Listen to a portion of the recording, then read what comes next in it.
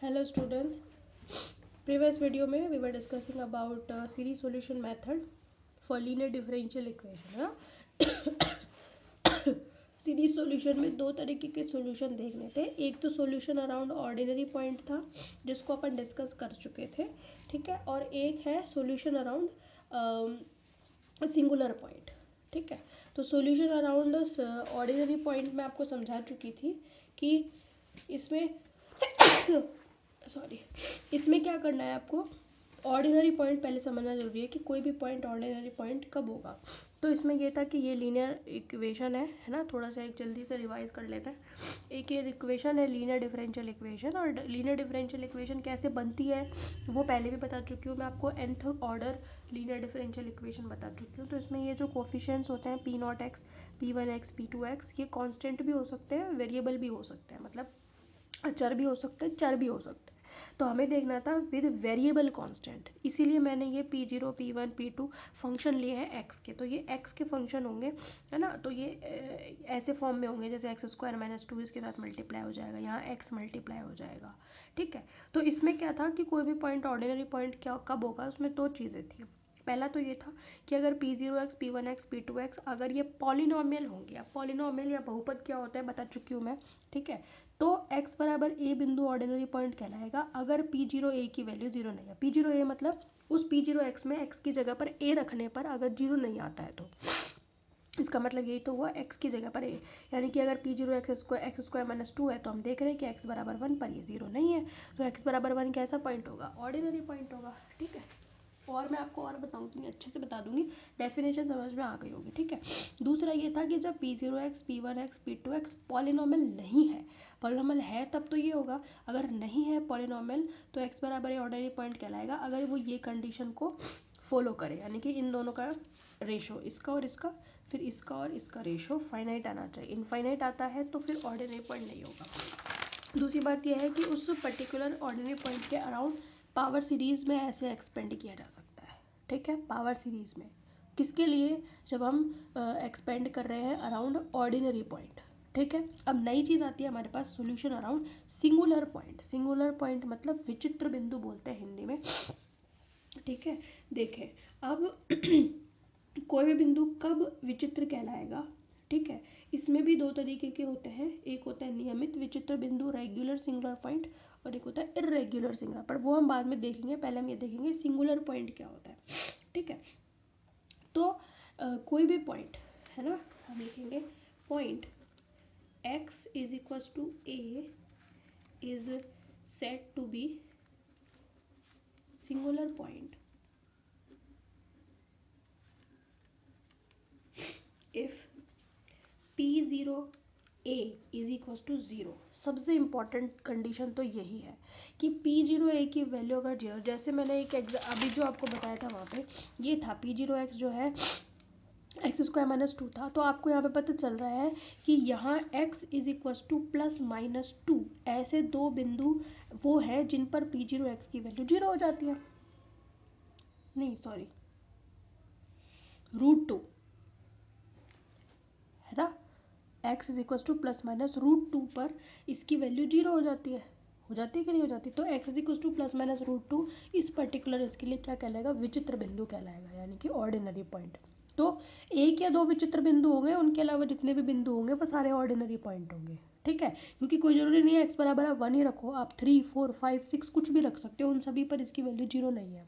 तो जो विचित्र बिंदु आएगा उसके अलावा जितने भी बिंदु होंगे वो सारे ऑर्डिनरी पॉइंट होंगे, ठीक है. ये तो कॉमन सेंस की बात है ना, ठीक है. तो विचित्र बिंदु वो बिंदु होगा या सिंगुलर पॉइंट वो पॉइंट होगा जिस पर इस पॉलिनोमियल की वैल्यू क्या होगी, ज़ीरो होगी. तो आप क्या करोगे, पता कैसे लगाओगे, x² - 2 है उसको जीरो के बराबर रख दो, तो x इज इक्वल टू आपके पास आ जाएगा आराम से +-√2. समझ में आ गई आपको, ठीक है. और मैं तो कराऊंगी ना एग्जाम्पल, तो उसमें समझ में आ जाएगा. अभी मैं सिर्फ एक वो लेकर के चल रही हूँ आपको कि बेसिक समझ में आए. तो पॉइंट x बराबर a कब कहलाएगा सिंगुलर पॉइंट या विचित्र बिंदु, अगर p0 a की वैल्यू ज़ीरो हो जाती है. अब इसमें दो टाइप होते हैं. एक होता है, इसके टू टाइप्स हो गए, किसके, सिंगुलर पॉइंट के. एक हो गया रेगुलर सिंगुलर पॉइंट,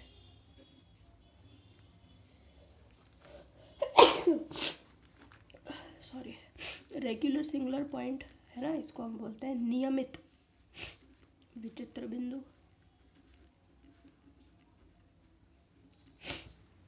बी होता है आपका इर्रेगुलर सिंगुलर पॉइंट। इर्रेगुलर मतलब अनियमित। अब कब नियमित होगा कब अनियमित होगा उसके लिए कंडीशंस है आपके पास, ठीक है।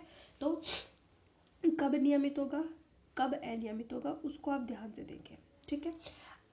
सबसे पहला केस ए, मतलब ए के लिए, रेगुलर के लिए बता रही हूँ मैं कि इफ़ x माइनस ए, ध्यान से देखना, p1x upon P not X and x minus A का whole square p2x upon P not X are finite at singular point x is equals to a, then x is equals to a is said to be regular singular point। यानी कि ये बिंदु, सबसे पहले तो आप क्या पता लगाओगे कि विचित्र बिंदु कितना है ना। जैसे पिछले क्वेश्चन में x बराबर प्लस माइनस रूट टू, जो हमने एग्जांपल देखा था, प्लस माइनस रूट टू, दो विचित्र बिंदु आए हैं। पर आप पता कैसे लगाओगे कि इसमें नियमित कौन सा है और अनियमित कौन सा है, रेगुलर कौन सा है, इर्रेगुलर कौन सा है। तो आपको चेक करना पड़ेगा कि x बराबर प्लस रूट टू नियमित है या x बराबर माइनस रूट टू नियमित है, कौन सा है और कौन सा नहीं है, यानी कि कौन सा रेगुलर है और कौन सा इर्रेगुलर है। तो विचित्र बिंदु तो दो हैं, प्लस माइनस रूट टू, पर कौन सा इसमें रेगुलर है कौन सा इर्रेगुलर है उसको चेक करने के लिए हमें ये कंडीशन फॉलो करनी पड़ेगी। यानी कि जो भी बिंदु विचित्र बिंदु आया है उसको कैसे चेक करेंगे, x minus A P one X upon P not X. ये P one X P not X क्या है, these are the coefficients of derivatives जो है हमारे। हम जानते हैं कि सेकंड डेरिवेटिव का कोफिशिएंट ये है, फर्स्ट का ये है, इस तरीके से जानते हैं हम लोग, है ना। और इनका रेशो और ये सब, ये फाइनाइट आने चाहिए, मतलब ये जीरो आ सकते हैं बट इनफाइनाइट कभी भी नहीं आ सकते। जीरो भी एक फाइनाइट बिंदु है, ठीक है। तो ये फाइनाइट अगर आ जाते हैं, दोनों एक साथ फाइनाइट आने चाहिए। अगर दोनों में से कोई एक इनफाइनाइट आ जाता है तो वो इर्रेगुलर होगा, ठीक है।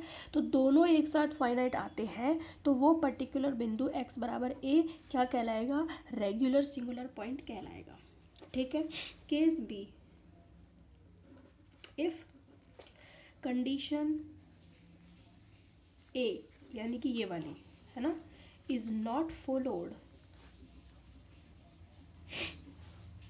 That is if x minus A P one X upon P not X, मतलब आइदर और x माइनस ए का whole square P two X upon P not X and both, है ना, या तो ये या ये आर इनफाइनाइट,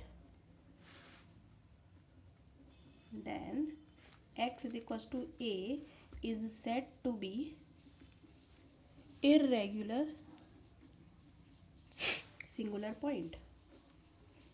यानी कि अगर दोनों कंडीशन एक साथ फाइनाइट आ जाती है तब तो वो रेगुलर पॉइंट होगा, ठीक है।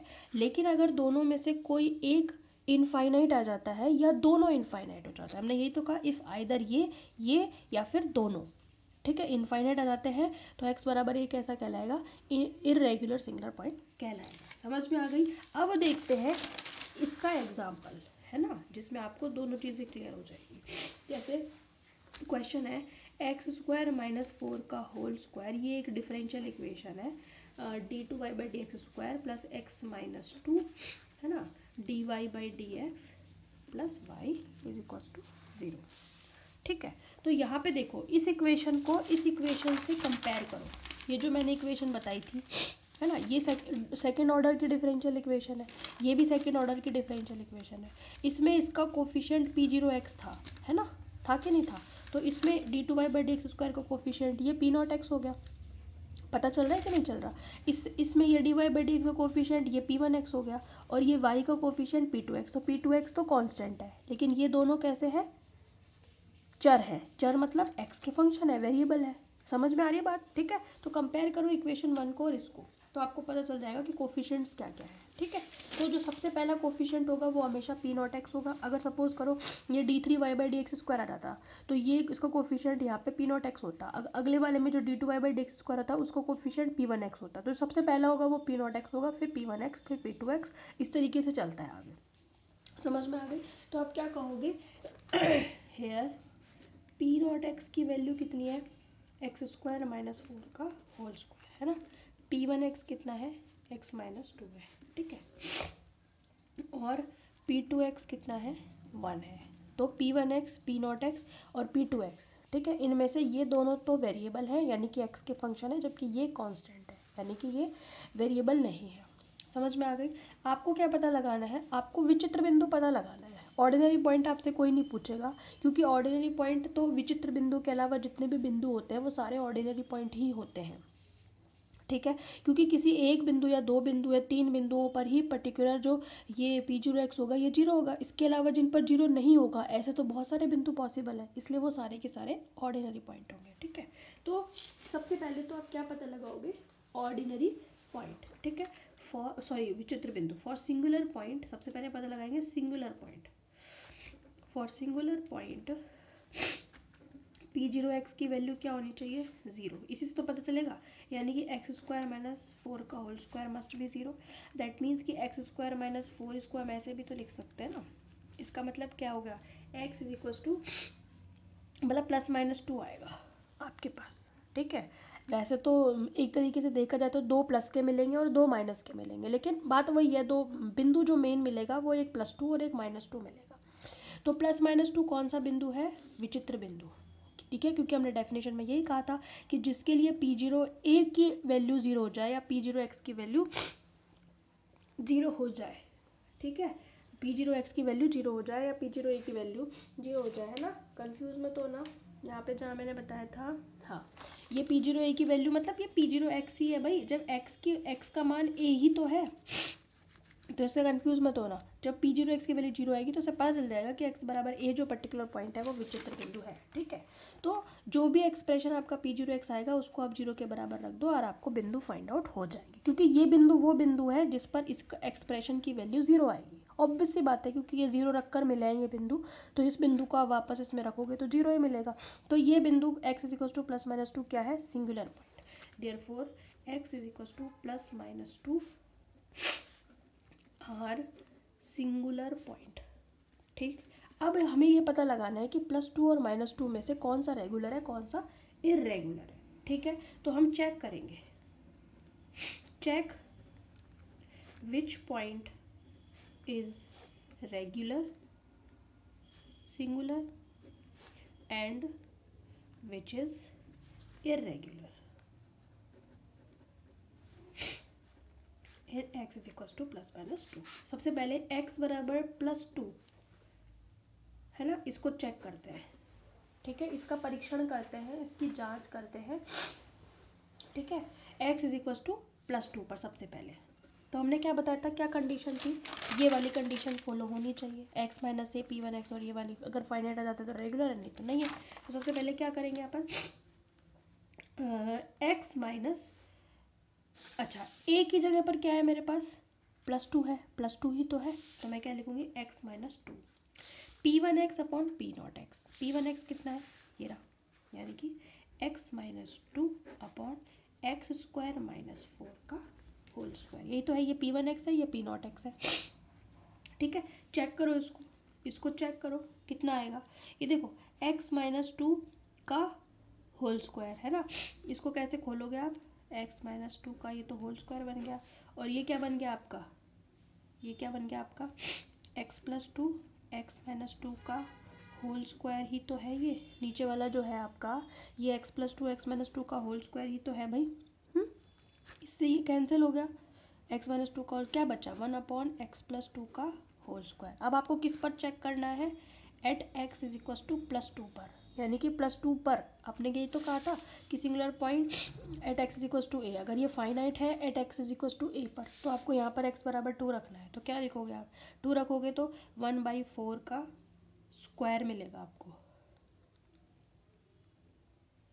ठीक है, यानी कि 1/16 मिलेगा और ये वैल्यू कैसी है, फाइनाइट है। तो पहली वाली तो फॉलो हो गई। दूसरा क्या चेक करेंगे, x माइनस ए का whole square p2x upon p0x, ठीक है। तो x माइनस 2 का होल स्क्वायर p2x, p2 कितना है, p2x है 1, ठीक है, अपॉन p0x कितना है, x स्क्वायर माइनस 4 का होल स्क्वायर। तो x माइनस 2 का होल स्क्वायर अपॉन ये कितना है, x प्लस 2 का होल स्क्वायर और x माइनस 2 का होल स्क्वायर, वही मिलेगा 1 अपॉन एक्स प्लस 2 का होल स्क्वायर 1/16 ही मिलेगा। और ये भी क्या है, फाइनाइट ही है। इसका मतलब x is equal to plus 2 क्या है, therefore x is equal to plus two, सिर्फ plus two is regular singular point.